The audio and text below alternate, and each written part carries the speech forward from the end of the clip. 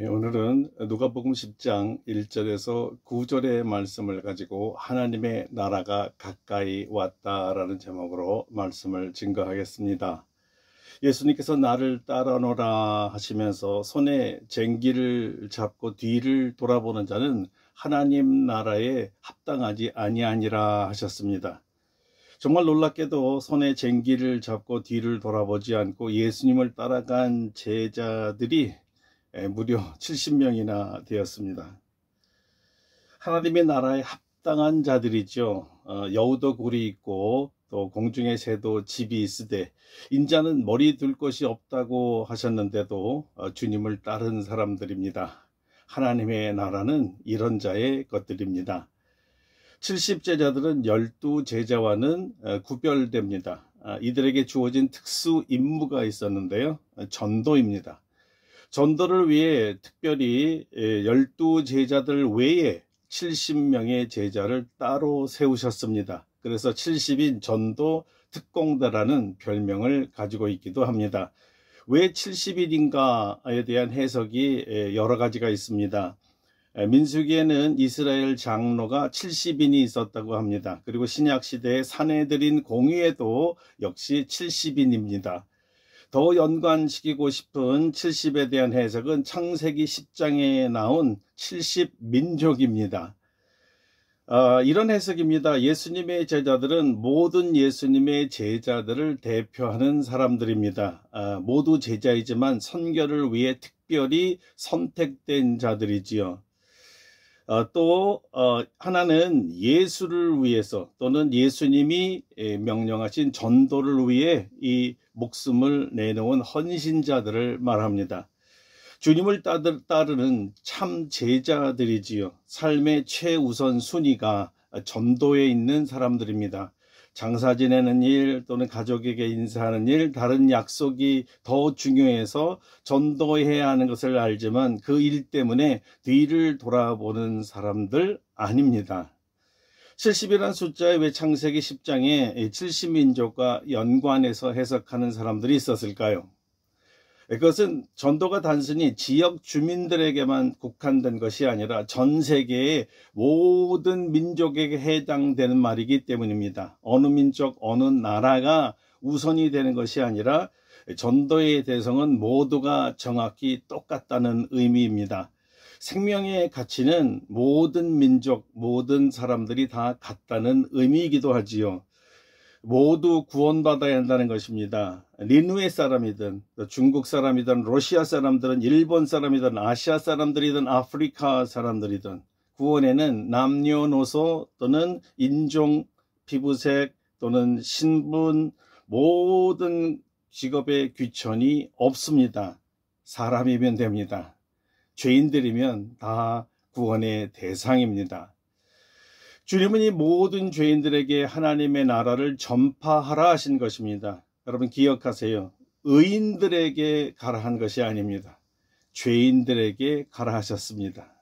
죄인들만 죄에 대한 구원이 절실하게 필요하니까요.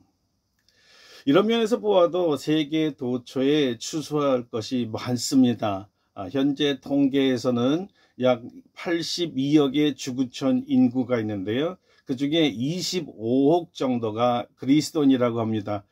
57억이 아직 그리스도인이 아니고 구원받아야 할 죄인입니다.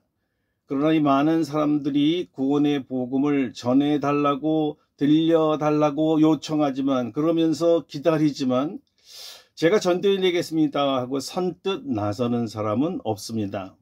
아니 드물지요. 나는 아니지요 하면서 굳이 예수님의 부르심을 외면합니다. 자격이 없는 듯 합니다. 자기는 스스로 자격이 없다고 생각하고 자기는 훈련받지 못했고 자기는 배우지 못해서 아니라고 고갯짓을 하지요. 아직 주님의 명령보다는 자기 일이 더 중요하기 때문이에요. 결혼식이나 장례식이나 동창회나 각종 모임이나 이런 애경사가 너무 많아서 이 사명감을 가지고 감당하기에는 전도할 시간이 부족하다는 말입니다. 또 부지런히 이 돈을 벌어야지 한가하게 전도할 시간이 어디 있냐는 거예요. 자, 요즘에는 레저나 또는 해외여행이 보편화되고 대중화되었습니다. 너무들 바쁩니다. 또 할 일이 또는 하는 일이 또 하고 싶은 일이 너무 많은 거예요. 그런데 어떻게 전도하겠어요? 세상 사는 게 너무나 바빠서 전도를 하지 못하고 심지어 예배도 드리지 못하는 사람이 있었는데요. 이분이 천국문에 이르렀다고 합니다. 천국에 막 들어가려고 하는데 수문장인 베드로가 가로막으면서 천국에 들어가려면 이름을 확인해야 한다는 거예요. 가만히 기다리고 있는데 수문장인 베드로가 말합니다. 당신 이름이 여기 없네요. 돌아가셔야 되겠어요. 그랬더니 이 사람이 막 따집니다. 왜 내 이름이 없습니까? 주님께 확인해 좀 주세요. 이렇게 졸랐어요. 그래서 베드로가 주님께 여쭈었답니다. 주님, 저자가 자기 이름이 없다고 하는데요. 뭐라고 할까요? 이름이 없다고? 이름이 뭐라고 하느냐? 아무개라고 합니다. 아무개?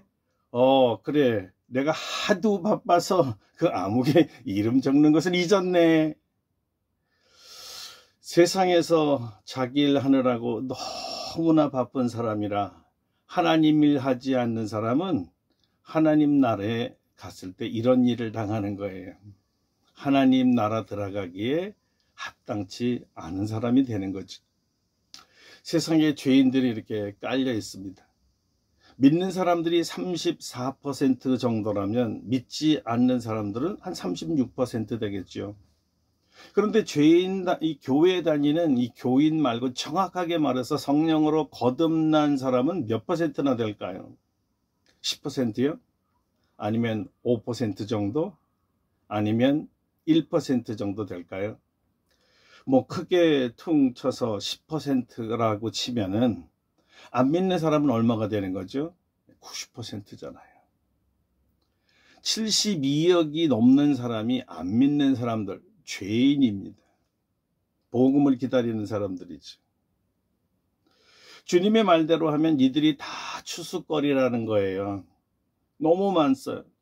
복음을 기다리는 자들이 사실 너무나 많습니다. 하나님의 나라에 들어가려면 예수 그리스도의 복음을 듣고 회개하여 예수 그리스도를 주와 그리스도로 영접해야만 합니다. 그런데 이 복음을 전해주는 사람이 없는데 어떻게 복음을 들을 수가 있겠어요? 사도 바울은 로마서에서 강력하게 이렇게 호소했습니다. 그런즉 그들이 믿지 않는 이를 어찌 부르리요? 듣지도 못한 자를 어찌 믿으리요? 전파하는 자가 없이 어찌 들으리요? 보내심을 받지 아니하였으면 어찌 전파하리요? 기록된 바 아름답도다 좋은 소식을 전하는 자들의 발이요 함과 같으니라. 전에는 주는 자 없이는 들을 수가 없습니다. 듣지 못하고는 믿을 수가 없는 거예요. 그래서 주님은 제자들을 파송한 것입니다. 복음을 전해서 듣게 하려고 말이죠. 꼭 해외 선교를 말하는 것은 아닙니다. 해외든 예루살렘이든 또는 유다든 사마리아든 땅끝이든 어디든지 가라는 말씀이에요. 죄인이 있는 곳입니다. 그것이 대학 캠퍼스든 아니면은 병원이든 군대든 회사든 탑골공원이든 아이들이 몰려있는 PC방이든 어디든지 가라고 하시는 거예요. 주님은 주인에게 추수꾼을 보내달라고 청하라 이렇게 말씀하셨어요. 우리 교인도 70인 전도 특공대를 보내달라고 주님께 기도해야 합니다. 우리 교회로 바울과 같은 단 한 사람만 보내주신다면 얼마나 복음의 역사가 일어나겠어요. 그래서 우리가 기도해야 되는 것이죠. 아니면 우리 중에 하나가 70인의 전도 특공대 같은 사람이 되게 해달라는 거예요. 더 좋은 것은 70명 모두 되면 금상첨화겠죠. 우리 교인 전교인이 나가서 복음을 전한다면 이 지역사회가 어떻게 되겠어요? 다 성령의 불바다, 복음의 불바다, 구원의 불바다가 되지 않겠습니까? 주께서 전도인을 이렇게 보내실 때 몇 가지 원칙을 주셨어요. 그 첫째가 지혜로워야 한다. 지혜로워야 한다고 하셨어요. 주님께서 말씀하셨습니다. 갈지어다 내가 너희를 보냄이 어린 양을 이리 가운데로 보냄과 같도다. 전도는 마치 이리 가운데 양을 보내는 것과 같다고 하셨어요. 이리의 특징은 양을 약탈하여 먹이로 삼으려는 데 있죠. 전도인을 이용만 하고 간슬게 다 빼먹고 쓸모없으면 가차없이 버리는 사람들이 있어요. 사랑이란 덫으로 덜컥 물어서 돈 빌려달라, 구제비 달라, 보증서 달라, 그러면 내가 믿겠다, 이런 구실로 전도인들을 괴롭히기도 하지요. 그래서 지혜로워야 한다는 겁니다. 전도의 우선은 영혼의 구원이에요. 제일 원칙이 어떤 약속도 하지 말아야 합니다. 순수하게 복음을 전하고 거기서 멈춰야 합니다. 자, 전도는 구제하고는 전혀 다른 거에 의해서 NGO 자원봉사와는 다릅니다. 물론 이런 선한 일을 통해서 전도가 일어나기도 하지만 궁극적인 목적은 아닙니다. 설사 구제와 사랑을 베풀지 못하더라도 영혼의 구원이 더 중요한 것이에요. 물량 지원이 꼭 전도를 의미하는 것은 아니고요. 또 사실 구제라는 것은요, 영혼 구원의 전도하고는 좀 달라서 대가 없이 사랑을 그냥 부어주는 거예요. 그래서 칭찬을 바라서도 안 되지요. 좋은 평가를 위해서 하는 것도 아닙니다. 더욱더 정치적 선심은 금물이지요. 보상을 바라지도 않습니다. 그저 사랑을 베푸는 거예요. 섬기는 거죠. 이것은 전도와 아주 밀접하고 깊은 관련이 있는 것은 사실이지만 이러한 일이 전도 후에 일어나면 더욱더 바람직해 보입니다. 일단 영혼 구원이기 때문이죠. 베드로는 사실 은과 금이 없었지만 예수 그리스도의 이름이 있었습니다. 그 이름으로 구원을 줄 수가 있었어요. 여러분, 이것이 참 전도입니다. 둘째, 전대나 배낭이나 신발을 가지지 말며 길에서 아무에게도 문안하지 말라 하셨습니다. 하나님의 공급만 의지하라는 뜻이에요. 돈도 배낭도 신발도 가지지 말아야 합니다. 돈에 의지하는 전도하지 말라는 뜻입니다. 물건을 잔뜩 담을 수 있는 배낭도 아니에요. 금품 요구해서도 안 됩니다. 아무리 많이 걸어도 걱정하지 말고 주님만 의지하라는 거예요. 전도에 필요한 것은 무엇이든지 다 우리를 보내신 하나님께서 공급해 주시기 때문입니다. 길에서 만나는 사람들과 인사하지 말라고 당부까지 하셨습니다. 하나님 나라 건설러 가는 사람이 길에서 만난 지인들과 인사하고 수다 떠느라고 전도 방해받지 말라는 뜻이었어요. 주객이 전도되어서 안 믿는 사람들과 대화해야 할 시간에 지인들과 이 대화하느라고 시간을 낭비하지 말라는 뜻이었습니다. 아이들 이야기, 남편 흉보는 거, 아내 흉보는 거, 또 이런 세상 살아가는 이익이 정신없다 하다 보면 본질인 전도를 그만 까맣게 잊어버리는 거예요. 어떤 분은 전도하러 갔다가 누군가를 만나면 처음서부터까지 나 이렇게 아파요, 저렇게 아파요. 맨날 아픈 얘기만 해요. 넋두리 할 시간이 없어요. 전도해야죠. 셋째, 축호 전도를 가면서요, 그 집안의 평안을 빌어주라고 하셨습니다. 전도는 주님의 평안을 전하는 것입니다. 주님의 평화지요. 그 집에 제일 먼저 주님의 평안이 임해야 합니다. 평안을 빌어줄 때 만일 그 집의 평안을 받아들일 사람이 있으면 그 평안이 그에게 임할 것입니다. 만약에 평안을 받아들일 사람이 없다면 또 그냥 지나치라는 거예요. 평안을 받아들일 사람이란 어떤 사람이냐면 하나님께서 준비하신 영혼들을 말하는 것이었어요. 복음을 기다리는 사람들이죠. 하나님께서 우리에게 붙여주신 사람들입니다. 그야말로 추수거리죠. 이들은 주님을 영접하고 그 마음에 평안을 가질 것입니다. 전도는 바로 이런 자들을 찾아내는 거예요. 놀랍게도 주님을 기다리는 자들이 너무나 많습니다. 바로 우리가 이들을 위해 기도해야 하는 것이죠. 이들을 만나게 해달라고요. 전도로 나가면 아주 쌀쌀하게 기독교의 반감을 가지고 예수님에 대해서 악감정을 가지고 있는 사람들을 만나기도 합니다. 타종교를 믿던 무신자들이든 또 심지어 기독교인들마저도 이렇게 전도하는 것을 방해하는 사람들이 있어요. 이들은 거칠고 반감이 많지만 차갑고 외면하고 또 심지어 어떤 사람은 욕까지도 하잖아요. 근데 대꾸하지 말고 그때 고개를 돌리라는 것입니다. 평안을 받을 사람들이 아니기 때문이죠. 주님은 평안을 받지 않을 사람들이 분명히 있다고 말씀하셨어요. 그에게 빌어준 평안은 우리에게 돌아온다고 하셨고요. 그래서 싸우지 말라는 것입니다. 자, 우리도 그때 바로 방향을 돌려야 돼요. 많은 질문을 하지만 결국 기독교를 잘 알지도 못하면서 온갖 지식을 다 끌어다가 기독교와 예수를 반박하는 사람들은 그저 논쟁하는 것을 좋아하는 것이지요. 복음에 관심이 없습니다. 이들을 설득하려고 하지 말라고 하십니다. 하나님의 나라 전도는 하나님 나라 선포예요. 논쟁하고 설득하는 것이 아닙니다. 왜냐하면 복음은 단 하나밖에 없는 진리이기 때문에 논쟁의 가치가 아니에요. 논쟁의 대상이 아니 절대 진리입니다. 그냥 믿으면 하나님의 나라가 임하고 믿지 않으면 구원이 없어요. 넷째, 전도인들을 환영하는 그곳에 머물러 있으라고 하셨습니다. 먹여주고 마시게 해주고 또 유하게 해주는 사람들에게 머물러라 하십니다. 이들이 주님께서 준비하신 영혼들이에요. 제가 오래전에 싱가포르에 있는 선교사 학교에 이제 지원하기 위해서 방문한 적이 있었습니다. 싱가포르 한인교회에서 선교사들과 방문자들을 위한 이 숙소가 있었는데요. 그곳에 머물기로 했는데 그만 우리가 간 그날에 나가야 될 그 한국에서 온 선교사, 태권도 선교사 팀이 선교를 더 하겠다고 계획이 취소되면서 더 머물러 있어야 하니까 저희가 예약한 방을 줄 수 없다는 거예요. 자, 여행 경비 거기에 맞춰서 준비했는데 큰일 났습니다. 나머지 제가 3일을 계획했는데 아주 곤란하게 되었어요.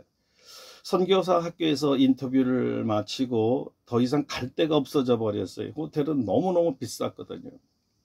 그곳에 아는 지인도 하나도 없었습니다. 막막하게 그냥 길을 걸어갔는데 처음 걷는 길이죠. 아무것도 모르는 길인데 갑자기 제 눈에 신학교라는 간판이 보였습니다. 그래서 제가 생각해 혹시 여기에도 한국인들이 와 있지 않을까라는 생각을 하고 있는 찰나에 학교 그 창문에서 한 분이 이렇게 손을 이렇게 흔들면서 어이 한국인이세요? 라고 묻는 거예요. 저 한국인입니다. 어서 들어오시라는 거 하는 거예요.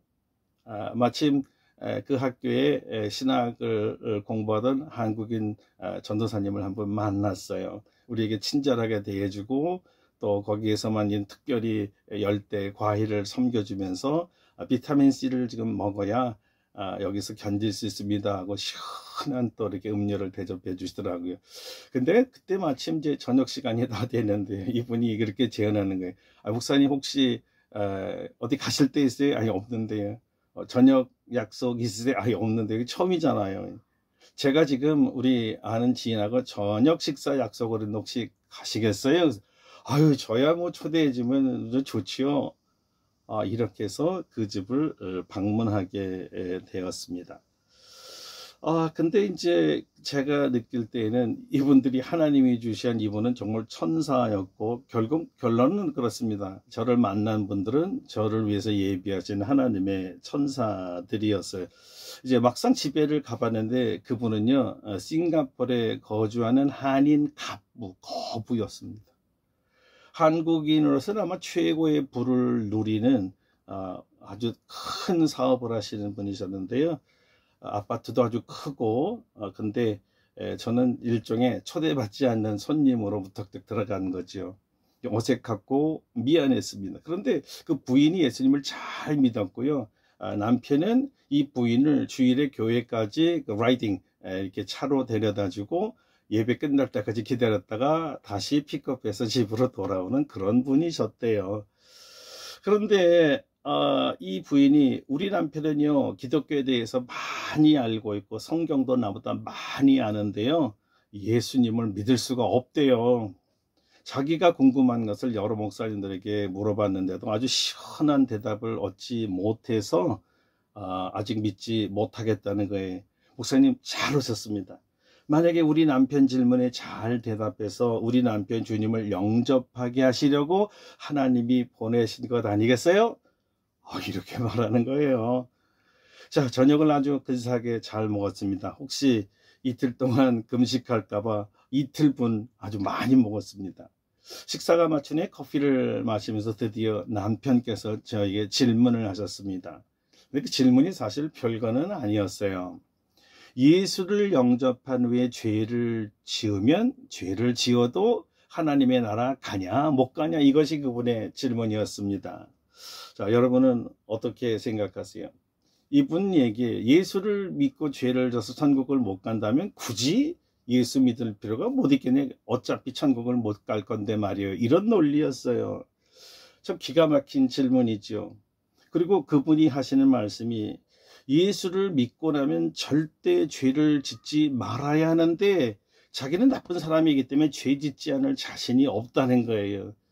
그래서 어차피 죄를 지면 천국에 못 갈 건데 예수를 안 믿겠다라는 논리였어요. 자, 여러분은 어떻게 생각하시는지 모르겠습니다. 이 사람 말이 맞습니까? 여러분들도 그렇게 생각하세요? 어느 정도 일리가 있을까요? 우리가 예수 믿고 나면 정과 욕심을 십자가에 못 박았기에 다시는 죄를 지으면 사실 안 되지요. 그런데 죄를 짓습니까? 안 짓습니까? 그러면 구원을 받습니까? 못 받습니까? 제가 이렇게 답을 했습니다. 예수 믿고 나서 죄를 지어도 구원 받습니다. 여러분 맞습니까? 틀립니까? 네, 그분이 깜짝 놀랍니다. 어떻게 구원을 받아요? 제가 이렇게 대답을 이제 했어요.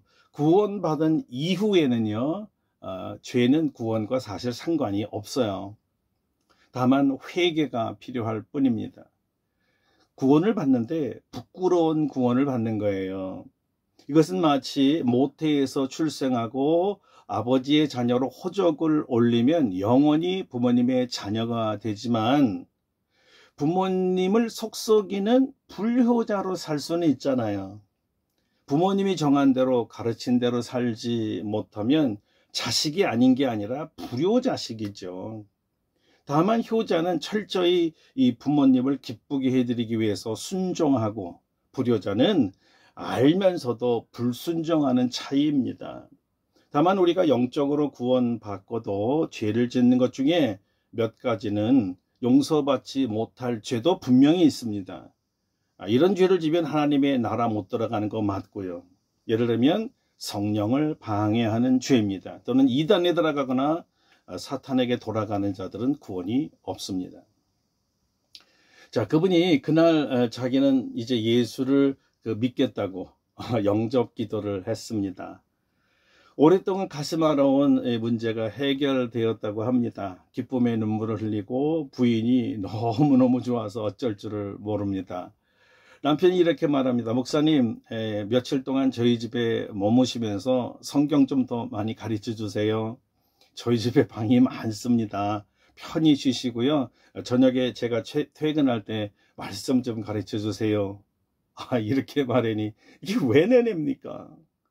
저는 이분이 가지고 있는 오랜 그 수건, 영적 갈증을 해결해 주고요. 이분은 저의 현실적인 이 숙식의 문제를 풀어주었어요. 여러분, 이것이 바로 성령의 역사입니다. 전도의 백미이지요. 하나님께서 이런 자들을 예비하셔서 만나게 하시고 복음을 전하게 하시는 거예요. 바로 베드로는 이 고넬료를 만났죠. 빌립에게는 에디오피아 내시 간다게를 만나게 하셨고요. 바울에게는 루디아, 누가, 디모데, 숱한 제자들을, 그때는 불신자들이었잖아요, 다 만나게 해주셨던 거예요. 우리를 보내셔서 복음을 전하게 하시지만 반대로 우리가 오기를 기다리며 복음 듣기를 기다리는 사람들도 많습니다. 이것을 하나님의 섭리라고 해요. 제가 이제 이 일 이후에 비행기를 타고 돌아오다가 갑자기 이러거구나 하고 그냥 무릎을 탁 쳤습니다. 이 비행기 그 높은 곳 하늘에서 이렇게 아래를 쭉 쳐다보니까요, 싱가포르라는 도시가 한눈에 다 보이는 거 요만하더라고요. 자, 그러니까 하늘나라에서 하나님이 이 지구를 볼 때는 다 요만하게 다 보이는 거예요. 자, 하나님께서는 한국에 있는 저를 보시고 싱가포르에 있는 이분을 보시면서 양자가 필요한 것을 싱가포르라는 현장에서 만나게 하시고 서로의 필요를 채워주게 하셨던 거예요. 하나님의 멋진 전도 계획이었죠. 그래서 선교를 미시오 데이, 하나님의 선교라고 하는 것입니다. 오늘 하나님께서 이 하늘의 새롭게 보시고요. 누구와 누구를 만나게 할까? 오늘도 준비하고 계십니다. 우리는 우연히 만난 것 같은데요. 하나님의 섭리예요. 하나님의 계획이에요. 하나님이 만나게 하시는 거예요. 여러분 그걸 꼭 믿으시길 바랍니다. 그래서 이 기독교인 그리스도인들에게 우연이 없어요. 하나님의 섭리, 필연만 있는 거예요. 그들에게 복음을 전하면요, 그들이 예수를 구주로 믿고요, 그들에게 하나님의 나라가 임합니다. 우리는 기도해야 합니다. 주님, 우리를 누구에게 보내시렵니까? 아니, 누구를 만나도록 준비해 주셨습니까? 여러분, 우리가 기도 후에 어떤 사람을 만나면요, 그것은 반드시 하나님이 계획한 사람, 만나게 하는 사람, 복음을 전해야 할 사람이에요. 그때 예수님의 복음을 전해주세요. 전도하세요. 그들에게 하나님의 나라가 가까이 오고 있습니다. 기도하겠습니다. 하나님, 모든 선교는 주님이 하십니다. 우리를 도구로 사용하셔서 하나님의 뜻과 시간과 방법 가운데 복음을 듣지 못한 죄인들을 만나게 하시고 우리 주 예수 그리스도의 구원을 전하게 하시고 그들이 회개하여 예수를 구주로 믿게 하시고 영접하여 구원받게 하십니다. 하나님의 나라가 이루어집니다. 주여, 우리를 부르셔서 이 지구에 이 수많은 영혼들, 수십억의 인구들에게 아직 누군가로부터 복음을 듣지 못한 이 영혼들에게 예수님을 증거하여 하나님의 나라 이루어지게 하여 주시옵소서. 예수님의 이름으로 기도드립니다. 아멘. 네, 감사합니다.